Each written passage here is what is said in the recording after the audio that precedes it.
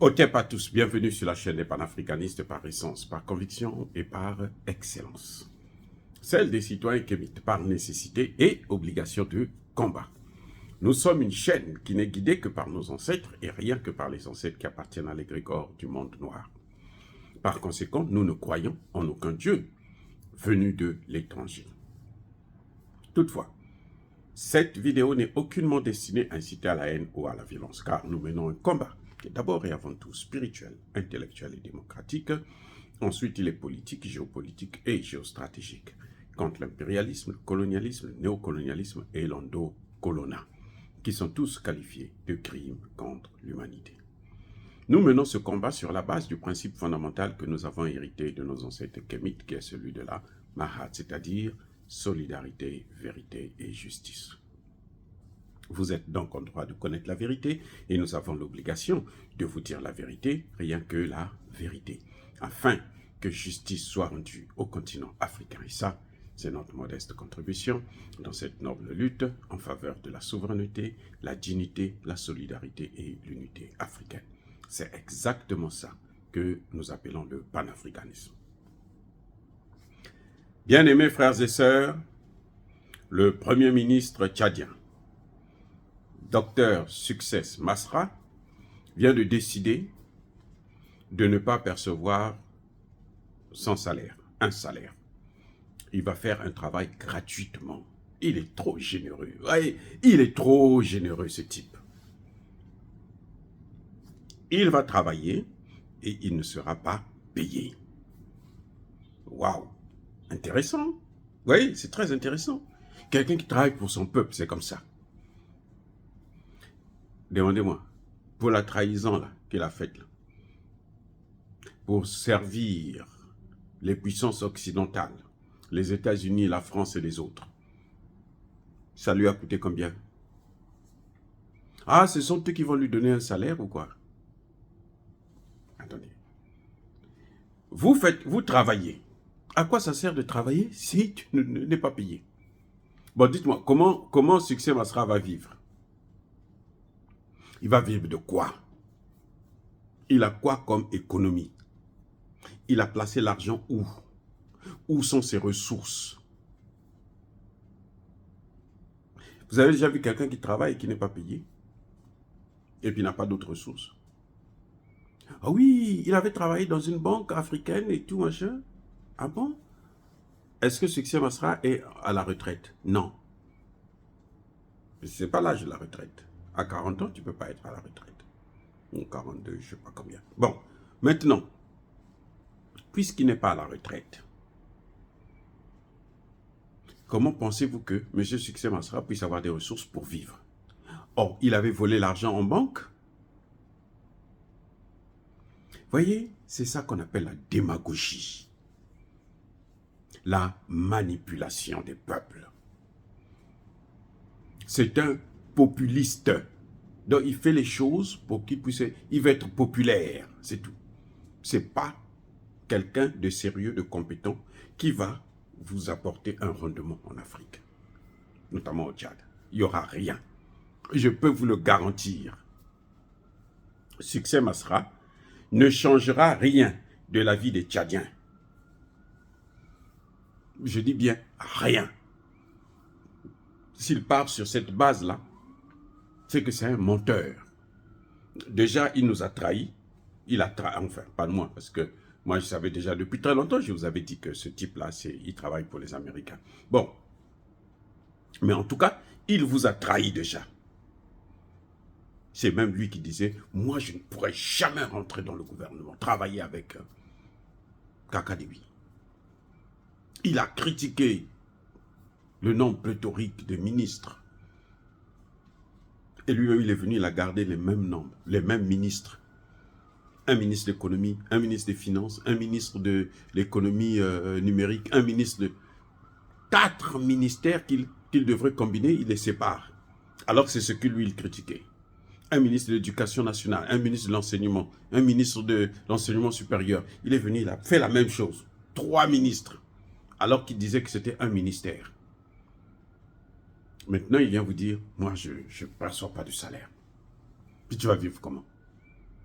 Vous allez me dire que Donald Trump, président des États-Unis, n'a pas perçu de salaire pendant 4 ans. Très bien. Mais Donald Trump, c'est un homme d'affaires. Donald Trump est arrivé au pouvoir. Il était déjà multimilliardaire. Pas millionnaire, je dis bien milliardaire. Il a de l'argent pour vivre là, toute sa vie. Il va mourir, il va laisser aux enfants. Il avait hérité, c'est vrai, les biens de son père, mais c'est lui qui a fait prospérer les activités de son père pour que ce soit maintenant... hein, il a bâti pratiquement un empire financier. Donald Trump. Donc lui peut dire, moi je n'ai pas besoin de salaire. C'est pas grave puisqu'il a l'argent pour vivre. Si Succès Masra avait des entreprises, c'était un grand homme d'affaires et tout, puisqu'il est économiste. Son vrai chemin, ce serait ça, justement. Si c'était ça, j'allais dire, oui, c'est normal, c'est bien. Mais ce que je vois là, c'est la comédie. C'est la comédie, là, alors la pure. Vous allez me prendre un autre exemple, le président gabonais. Lui aussi, il a renoncé à son salaire de président. Mais le président de la Gabonais, là, il a renoncé à son salaire de président, il garde son salaire de général des armées.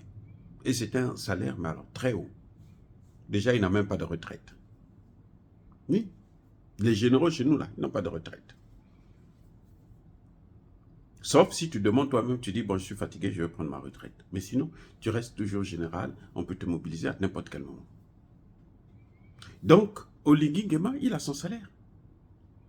Et Oligui Nguema, attendez, il y a un autre paramètre, c'est que Oligui Nguema, avant, c'est le neveu quand même. Vous savez, au Gabon, on est passé du père au fils et du fils au neveu. Hein? Comme la Trinité à la Bible. Le père, le fils et le neveu. C'est ça qu'on a au Gabon. Maintenant, regardez. Oligui Nguema, quand il arrive là, il était déjà multimilliardaire en CFA. Oligui Nguema a des villas aux États-Unis. Il suffit de vendre une seule villa, il peut se nourrir pendant 1 an, 2 ans, même 5 ans. Oui, s'il vend une villa, par exemple, de 2 millions, 3 millions, 5 millions, il peut vivre pendant même 5 ans, 10 ans. Mais votre Succès Masra, il va vivre comment? Il n'est pas un homme d'affaires, il n'a pas fait la politique avant, il ne s'est pas enrichi avant, il a travaillé dans une banque comme un simple fonctionnaire, et on sait que dans ces banques-là, à moins de voler, sinon tu ne peux pas être les banques africaines, là, tu peux, même les banques occidentales, même la Banque mondiale ou le FMI, tu ne peux pas être multimilliardaire, ce n'est pas possible. Donc lui va vivre comment? Je vais vous dire comment. Vous savez que nos constitutions, là, c'est la constitution française qu'on a reprise. Même si, bon, ils ont fait quelques petits changements, il n'y a rien qu'ils ont fait là de mieux. C'est la constitution française, c'est le Tchad, là. Donc, le Premier ministre, le président, le Premier ministre et les ministres, chacun d'eux, a ce qu'on appelle une caisse noire. C'est de l'argent que l'on prend chaque mois, qu'on met sur un compte, le compte de la primature, le Premier ministre. On met ça là, et maintenant, c'est le Premier ministre qui gère ça. Et il gère ça sans compte à rendre. Il n'a aucun compte à rendre dessus. Il ne paye pas des taxes, il ne paye rien. On ne peut pas prélever des taxes là-dessus. Son salaire, on peut prélever des taxes. Moi, ici, mon salaire, on prélève toujours des taxes. Ah oui, mon salaire, hein, on prélève des taxes. Or, le compte noir, là, on ne prélève pas des taxes. Et le compte noir, l'argent qu'on met sur le compte noir, il est supérieur au salaire que le ministre gagne. Ah, je reprends. Je reprends. L'argent de ce compte noir-là, il est supérieur au salaire. La caisse noire-là, on met plus d'argent que le salaire que l'intéressé, le président ou le Premier ministre gagne. C'est de l'argent quand vous voyez un Premier ministre vient, il dit, bon, je vous fais cadeau de temps. acheter la boisson pour tant, faites ceci pour... C'est cet argent-là. C'est à sa discrétion. C'est-à-dire qu'il ne rend des comptes à personne sur cet argent. C'est lui qui gère. Il peut prendre, il met dans sa poche. Il peut prendre, il l'amène à l'étranger. Il peut prendre, il met dans son compte en Afrique là-bas. Il peut prendre, il peut donner à ses copines, à ses femmes, ses enfants, c'est ceci. Personne n'a à lui demander des comptes. C'est le système qu'on a hérité de la France. Vous voyez? Donc, ça veut dire quoi? Ça veut dire que ces comptes noirs-là, c'est ça qu'il va utiliser. Et c'est ça, justement, l'escroquerie. Tu refuses ton salaire, tu veux utiliser le compte noir, tu préfères utiliser là où personne ne peut te demander, là où personne ne peut comprendre, personne ne peut voir. On ne sait même pas combien on met. Ceux qui savent, c'est le trésor public, c'est le président de la République, ce sont des hautes autorités. Mais personne d'autre ne sait. Vous voyez? Et quand vous voyez quelqu'un qui se comporte comme ça, c'est un banquier, c'est que c'est un voleur. C'est que c'est un voleur, c'est un escroc. C'est un bandit, c'est un voyou.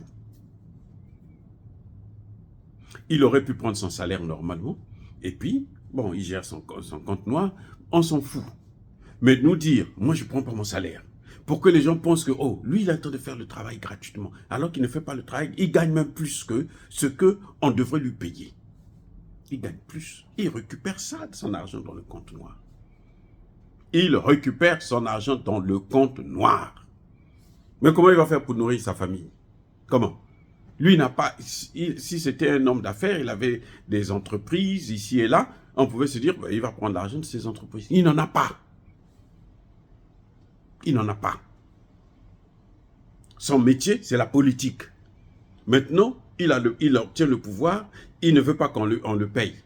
Mais vous pensez qu'il va vivre comment? Il n'est pas fou. Il est banquier, il sait qu'il a des ressources qui arrivent. Et c'est ça qu'il va utiliser. Donc, il est en train de jouer avec nous, il est en train de jouer avec le monde. Il est en train de dissimuler la vérité. Et ça, c'est ce que nous condamnons. Bien-aimés frères et sœurs, dire cela, c'est inciter à la haine ou à la violence. Non. Yaba, colère, veyamalem. Encore une fois de plus, soyez bénis. Je persiste et je signe. Soyez abondamment bénis par le Dieu des Kémites et par nos ancêtres angélisés. Mais que tous ceux qui persécutent le continent africain, le pillent et le déstabilisent, qu'ils soient noirs, blancs, chinois, arabes, indiens, juifs ou qui qu'ils soient punis, maudits, foudroyés, neutralisés, écrasés, effacés par le Dieu des Kémites et par nos ancêtres angélisés. Vive l'Afrique éternelle. J'ai dit et j'assume.